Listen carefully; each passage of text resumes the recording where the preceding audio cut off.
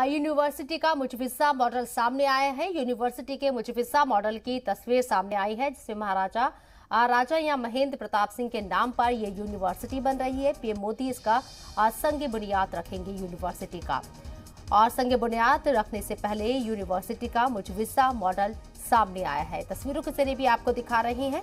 राजा महेंद्र प्रताप सिंह के नाम पर ये यूनिवर्सिटी बन रही है।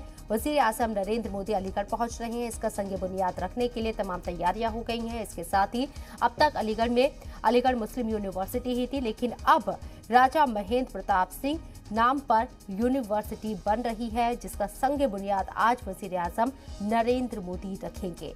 इसके साथ भी सियासी कयास आराय भी हो रही है कि जाट वोटरों को साधने के लिए इस शुरुआत अलीगढ़ से की जा रही है। बहरहाल इन सब के बीच यूनिवर्सिटी का मुजविजा मॉडल सामने आया है। इसकी तस्वीर सामने आ गई है। राजा महेंद्र प्रताप सिंह के नाम पर यह यूनिवर्सिटी बनने जा रही है, जिसका संग बुनियाद वजीर आजम नरेंद्र मोदी रखने के लिए अलीगढ़ पहुंच रही हैं।